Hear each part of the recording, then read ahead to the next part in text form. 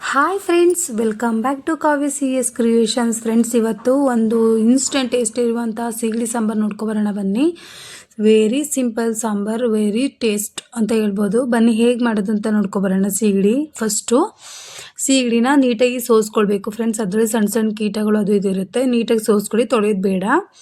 ಅದನ್ನು ಬಾಂಡಿಗೆ ಹಾಕ್ಕೊಂಡು ಜಸ್ಟ್ ಬಿಸಿ ಮಾಡ್ಕೊಳ್ಳಿ ಸಾಕು. ಏನು ರೋಸ್ಟೆಡ್ ಆಗಿ ಉರಿಯೋದೇನು ಬೇಡ. ಜಸ್ಟ್ ಸ್ವಲ್ಪ ಬಿಸಿ, ನೀವು ಉಗುರು ಬೆಚ್ಚು ಇಟ್ಕೊಂಡ್ರೆ ಈ ಥರ ಬಿಸಿ ಆಗಿದ್ರೆ ಸಾಕು. ಅದರಲ್ಲಿ ಏನು ಒಳಗಡೆ ಏನೂ ಇರೋದಿಲ್ಲ, ಅದಕ್ಕೋಸ್ಕರನೇ ಬಿಸಿ ಆಗಿದ್ರೆ ಸಾಕು. ಇವಾಗ ಒಂದು ಬಿಸಿನೀರಿಗೆ ಇಟ್ಕೊಂಡು ನಾವು ಕುಕ್ಕರ್ಗೆ ಇಲ್ಲಿ ನೀವು ಯಾವ ಸೊಪ್ಪು ಬೇಕಾದ್ರೂ ತೊಗೊಳ್ಬೋದು. ಮಿಕ್ಸ್ ತಗೊಂಡ್ರೆ ಇನ್ನೂ ಚೆನ್ನಾಗಿ ಬರುತ್ತೆ ಫ್ರೆಂಡ್ಸ್. ಎಲ್ಲ ಸೊಪ್ಪೊಂದು ಅಂಶನೂ ಚೆನ್ನಾಗಿರುತ್ತೆ. ನಾನಿಲ್ಲಿ ಸಬ್ಬಕ್ಕಿ ಸೊಪ್ಪು ಮತ್ತು ಕೀರೆ ಸೊಪ್ಪು ತೊಗೊಂಡಿದ್ದೀನಿ. ನೀವು ಯಾವ್ದು ಬೇಕಾದ್ರೂ ತೊಗೊಳ್ಳಿ. ಒಂದೇ ಥರದ್ದು ತೊಗೊಂಡ್ರು ಚೆನ್ನಾಗಿರುತ್ತೆ. ಎಲ್ಲದೂ ಮಿಕ್ಸ್ ಮಾಡಿ ತೊಗೊಂಡ್ರೆ ಇನ್ನೂ ಚೆನ್ನಾಗಿರುತ್ತೆ. ಫಸ್ಟಿಗೆ ಸ್ವಲ್ಪ ಸೊಪ್ಪು ಹಾಕೊಳ್ತಾ ಇದ್ದೀನಿ. ಇನ್ನೊಂದು ಸ್ವಲ್ಪ ಆಮೇಲೆ ಹಾಕ್ಕೊಳ್ತೀನಿ. ಸ್ವಲ್ಪ ಸೊಪ್ಪು ನೀಟಾಗಿ ಸಣ್ಣದಾಗಿ ಕಟ್ ಮಾಡಿ ಹಾಕ್ಕೊಳ್ಳಿ. ಜಾಮ್ ಟೊಮೆಟೊ ತೊಗೊಂಡಿರುತ್ತೆ, ಅದಕ್ಕೆ ಹುಳಿ ಕಡಿಮೆ ಇರುತ್ತೆ, ಅದಕ್ಕೋಸ್ಕರ 2 ತೊಗೊಂಡಿದ್ದೀನಿ. ಒಂದು ಮೀಡಿಯಮ್ ಗಾತ್ರದ ಈರುಳ್ಳಿನ ಸಣ್ಣದಾಗಿ ಹಚ್ಕೊಂಡು ಹಾಕ್ಕೊಳ್ಳಿ. ನಂತರ ಒಂದು 3 ಗೆಡ್ಡೆನ ಬೆಳ್ಳುಳ್ಳಿದೆ ಜಜ್ಜಿಕೊಂಡು ಹಾಕ್ಕೊಳ್ಳಿ. ನಂತರ ನಾನಿಲ್ಲಿ ತೊಗರಿಬೇಳೆ ಮತ್ತು ಅವರೆಬೇಳೆ ಒಟ್ಟಿಗೆ ತೊಗೊಂಡಿದ್ದೀನಿ. ಸ್ವಲ್ಪನೇ ತೊಗೊಂಡಿದ್ದೀನಿ ಫ್ರೆಂಡ್ಸ್, ತುಂಬ ಬೇಡ. ಜಸ್ಟ್ ಅದು ಬೇಸಿಕ್ ಆಗಿದ್ರೆ ಸಾಕು. ಅಂದರೆ ಸ್ವಲ್ಪ ಗ್ರಿಪ್ ಇದ್ದರೆ ಸಾಕು. ಅದಕ್ಕೆ ನೀಟಾಗಿ ತೊಳೆದು ಹಾಕ್ಕೊಳ್ಳಿ. ನಾನಿಲ್ಲಿ ಬೇಳೆ ಸಾಂಬಾರು ಪುಡಿ, ಅಂದರೆ ಮನೇಲಿ ಮಾಡಿದಂಥ ಸಾಂಬಾರು ಪುಡಿನ 2 ಸ್ಪೂನು, ಅಂದರೆ ನೀವು ಖಾರ ನೋಡ್ಕೊಂಡು ನಿಮ್ಮ ಮನೇಲಿ ಬೇಳೆ ಸಾಂಬಾರು ಯಾವ ಥರ ಮಾಡ್ತೀರಾ ಅದಕ್ಕೆ ಲಿಮಿಟೆಡಾಗಿ ಹಾಕ್ಕೊಳ್ಳಿ ಖಾರದ ಪುಡಿನ. ರುಚಿಗೆ ತಕ್ಕಷ್ಟು ಉಪ್ಪು ಮತ್ತು 1 ಟೇಬಲ್ ಸ್ಪೂನ್ ಎಣ್ಣೆ ಹಾಕ್ಕೊಳ್ಳಿ. ಮತ್ತು ಉಳಿದಿದಂಥ ಸೊಪ್ಪು ಏನಿದೆ ಅದನ್ನು ಮೇಲೆ ಉದುರಿಸ್ಕೊಳ್ಳಿ. ಯಾಕಂದರೆ ಅದು ಸ್ಟೀಮ್, ಮೇಲ್ಗಡೆನೂ ಸೊಪ್ಪು ಕೆಳಗಡೆನೂ ಸೊಪ್ಪು, ಮಧ್ಯದಲ್ಲಿ ಈ ನಾವೇನು ಹಾಕಿದ್ದೀವಿ ಇಂಗ್ರೀಡಿಯೆಂಟ್ಸ್ ಅದೆಲ್ಲ ತುಂಬ ಚೆನ್ನಾಗಿ ಅಬ್ಸರ್ವ್ ಆಗುತ್ತೆ ಫ್ರೆಂಡ್ಸ್.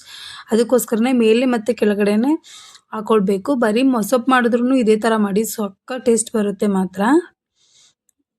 ಇವಾಗ ಎಲ್ಲ ನೋಡ್ತಾ ಇರ್ಬೋದು, ಒಂದು 3ರಿಂದ 4 ವಿಷಲ್ ಹೊಡ್ಸ್ಕೊಂಡಿದ್ದೀನಿ. ಅದರಿಂದ ಎಲ್ಲ ನೀಟಾಗಿ ಸೊಪ್ಪು ಎಲ್ಲ ಚೆನ್ನಾಗಿ ಬೆಂದಿರುತ್ತೆ. ಅಂದರೆ ಸ್ಮ್ಯಾಶ್ ಮಾಡೋಕ್ಕೂ ಈಸಿ ಆಗುತ್ತೆ ನಮಗೆ. ಇವಾಗ ಇದನ್ನು ಸ್ಮ್ಯಾಶರಿಂದ ಸ್ಮ್ಯಾಶ್ ಮಾಡ್ಕೊಳ್ಳಿ. ಮಿಕ್ಸಿಲಿ ಏನು ಆಡ್ಸೋದು ಬೇಡ ಫ್ರೆಂಡ್ಸ್, ಯಾಕಂದರೆ ಇದು ಚೆನ್ನಾಗಿ ಬೇಯಿಸ್ಕೊಂಡಿದ್ದೀವಲ್ಲ, ಅದರಲ್ಲಿ ಜಸ್ಟ್ ಇದು ಮಾಡಿದ್ರೆ ಸಾಕು. ಸ್ಮ್ಯಾಶ್ ಮಾಡಿಕೊಂಡ್ರೆ ಸಾಕಾಗುತ್ತೆ. ನೋಡ್ತಾ ಇರ್ಬೋದು.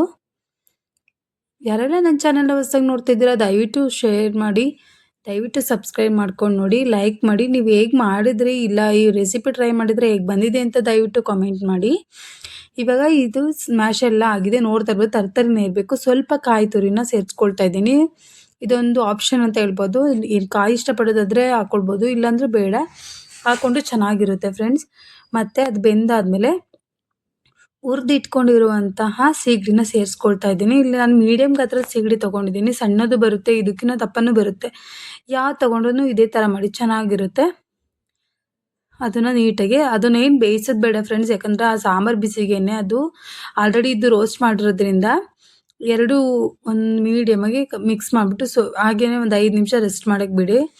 ನಂತರ ಒಗ್ಗರಣೆ ಸೇರಿಸ್ಕೊಳ್ಳೋಣ. ಇವಾಗ 2 ಟೇಬಲ್ ಸ್ಪೂನ್ ಎಣ್ಣೆ ಹಾಕ್ಕೊಂಡು ಸಾಸಿವೆ, ಜೀರಿಗೆ, ಕರಿಬೇವು, ಬೆಳ್ಳುಳ್ಳಿ ಸೇರಿಸ್ಕೊಂಡು ಲೈಟಾಗಿ ಒಗ್ಗರಣೆ ಕೊಡೋಣ. ತುಪ್ಪ ಹಾಕ್ಕೊಂಡ್ರೆ ಇನ್ನೂ ಚೆನ್ನಾಗಿರುತ್ತೆ ಫ್ರೆಂಡ್ಸ್. ತುಪ್ಪ ಇಲ್ಲ ಬೆಣ್ಣೆ ಹಾಕ್ಕೊಂಡ್ರೆ, ಏನೂ ಇಲ್ಲ ಅಂದರೆ ಮಾಮೂಲಿ ಆಯಿಲಲ್ಲೇ ಮಾಡ್ಕೊಳ್ಳಿ. ನಂತರ ರೆಡಿಯಾಗಿರುವಂಥ ಸಾಂಬಾರಿಗೆ ಒಗ್ಗರಣೆ ಸೇರಿಸ್ಕೊಂಡ್ರೆ ಸಾಂಬಾರು ರೆಡಿ. ವಾವ್, ಎಷ್ಟು ಘಮ ಬರ್ತಾ ಇದೆ ನೋಡಿ ಫ್ರೆಂಡ್ಸ್, ನೋಡೋದಕ್ಕೇ ತಿನ್ಬೇಕು ಅನಿಸ್ತೈತೆ. ಅಂಥದ್ರಲ್ಲಿ ಎಷ್ಟು ಫ್ಲೇವರ್, ನಿಜವಾಗ್ಲೂ ಇದನ್ನು ಟ್ರೈ ಮಾಡಿ ನೋಡಿ ಒಂದ್ಸಲ, ಅಷ್ಟು ಚೆನ್ನಾಗಿ ಬರುತ್ತೆ. ಈ ವಿಡಿಯೋ ನಿಮ್ಗೆ ಇಷ್ಟ ಆಗಿದ್ರೆ ದಯವಿಟ್ಟು ಲೈಕ್ ಮಾಡಿ. ಮತ್ತು ನಿಮ್ಮ ಮುಂದೆ ನೆಕ್ಸ್ಟ್ ವಿಡಿಯೋದಲ್ಲಿ ಯಾವ ಥರ ರೆಸಿಪಿ ಬೇಕು ಅಂತ ದಯವಿಟ್ಟು ಕಾಮೆಂಟ್ ಮಾಡಿ ಫ್ರೆಂಡ್ಸ್. ನೋಡ್ತಾ ಇರ್ಬೋದು ಎಷ್ಟು ಚೆನ್ನಾಗಿರುತ್ತೆ. ಅನ್ನ, ಮುದ್ದೆ, ಚಪಾತಿ, ಪೂರಿಗೂ ಕೂಡ ಕಾಂಬಿನೇಷನ್ ಆಗಿ ತೊಗೋಬೋದು ಫ್ರೆಂಡ್ಸ್. ಅಷ್ಟು ಚೆನ್ನಾಗಿ ಟೇಸ್ಟ್ ಇರುತ್ತೆ.